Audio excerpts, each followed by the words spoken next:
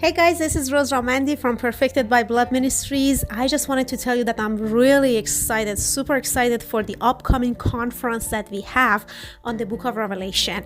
On Thursday, that this coming week, we are going to have a live session in our Facebook group called Transform with the Word, and we are going to talk about the upcoming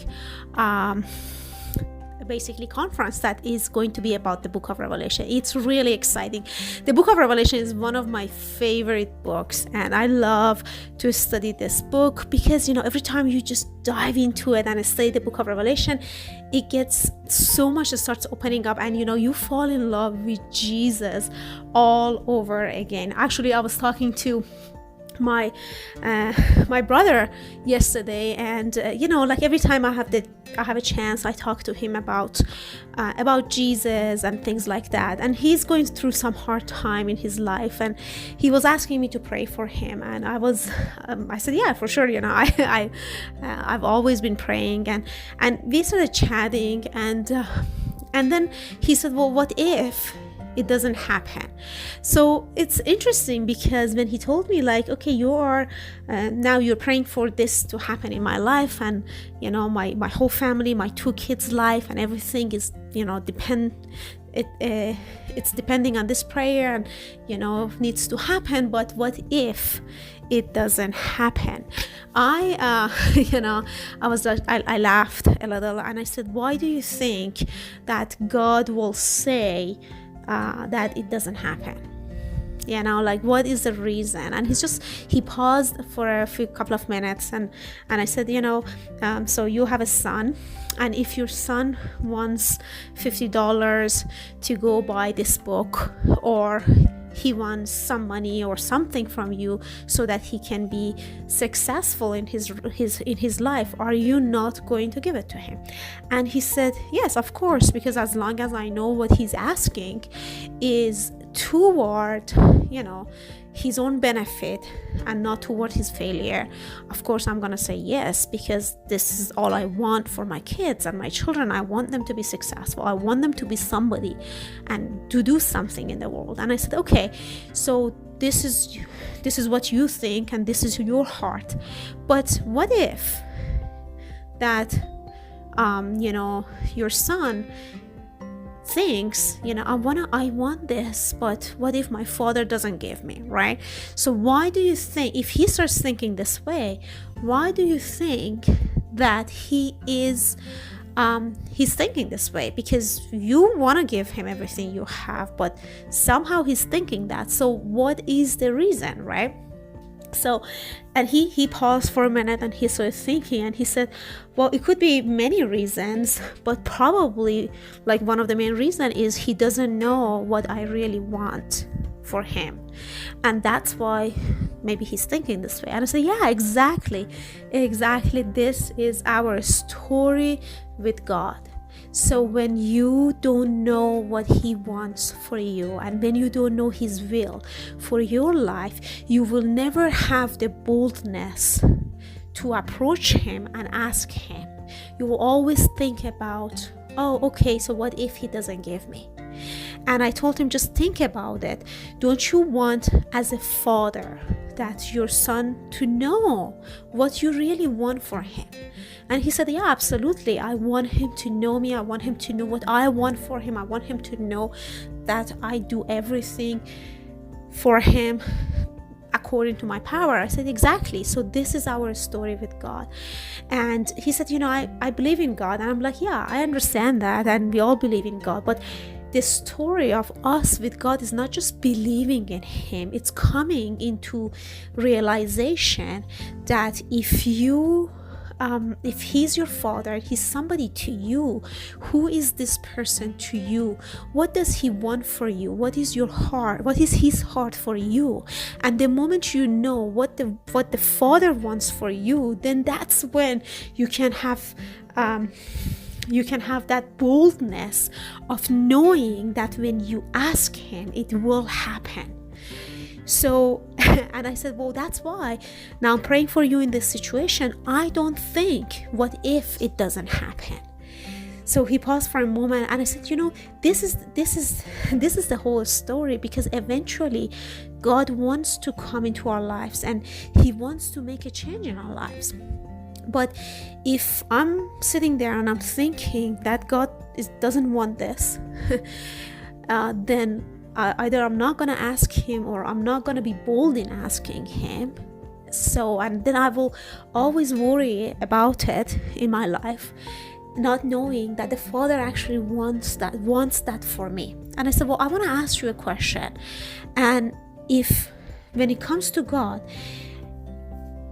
if you're asking this situation, you're praying for this, and you want it for your family, for your kids, and it's toward the good, right? And he's like, yeah. And I said, well, let me ask you this question. So why do you think God might say no? Is it because he either can't do it, or he either won't do it? Which case is it?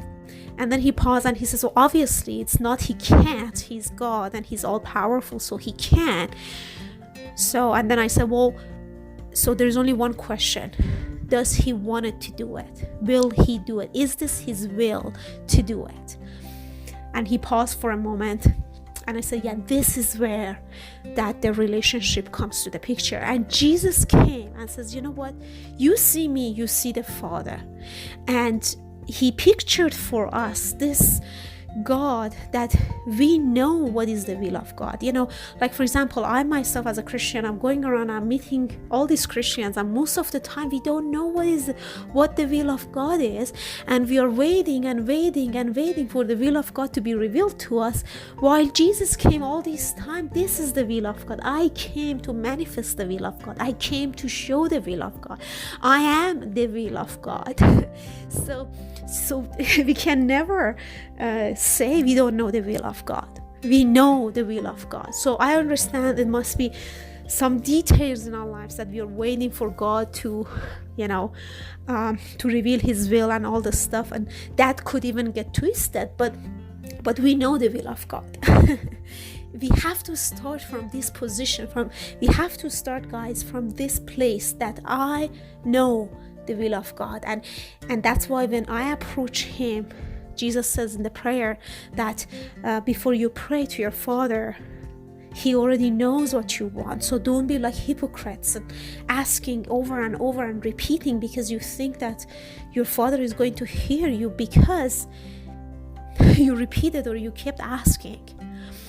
So I continued the conversation with my brother, and I told my brother, many years ago when I was a Muslim, and Masood and I, we were living in Dubai at the time. We didn't have $5 to go to McDonald's to eat a sandwich. We had, we didn't have money, we were broke and all this stuff. And I remember I was praying, and every time I was praying, I was telling God that, God, if you do this to me, then I'm going to give $50 to the poor. And I'm going to give $100 to the poor. And I didn't have $5 to eat, and then I was making those oaths basically to God because I was so desperate to get my prayer answered. And I was telling this to my brother, and he started laughing because he was in this situation, and he said, yeah, this is what I'm doing. And I said, well, I want you to think about this. I want you to think about this for a moment.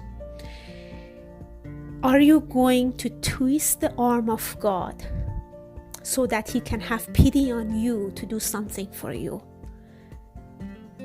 Why do you think God is like a person that you have to convince him to give you something that is already his pleasure to give you? It's like you with your son.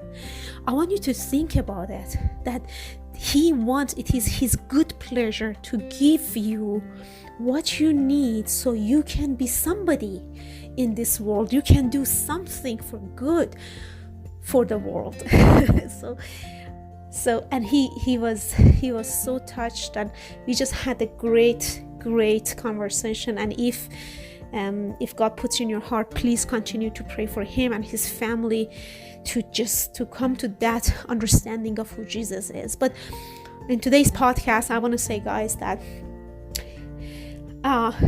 when you go to him and you want to ask, before you go, just ask yourself, what does he want? Just at what I told my brother, I want you to think about it before you just panic around and pray and all the things. I want you to think that, why do you think God will say no to you? And I told my brother, put yourself in your son's shoe that is coming to you. Is it not your pleasure to give? What is it in your mind that convinces you that God may be? Why do you think that? When you told me as a father that it is your pleasure to give, why is it that you think that he may not be able to give it to you? So I want you to do the same thing. Whatever needs you have and the prayer you have, please take a moment and think about it. Convince yourself that God is good. Don't convince God. Convince yourself that he is good and he wants you to have everything he has. And I hope this word will reach out to somebody today and bless somebody today to rise and believe that he is. And he is the rewarder, and he is the reward of you who diligently seek him. It is his good pleasure to give you everything in his kingdom. All right. Bless you guys. And don't forget, if you haven't joined our Facebook group, it's called Transformed with the Word. So just join there. We have weekly challenges and we have great conversations going on. And this coming Thursday, we're going to announce 3 days conference on the book of Revelation. It's going to be really exciting. All right, guys, I'll talk to you guys tomorrow. Thank you so much for listening to this episode of my podcast. To stay connected with me, join our mailing list at perfectedbyblood.com/sign up. By doing so, you'll not only receive immediate updates from me, but also grab a copy of the ebook called Unveiled Word, a simple guide to understand the Bible.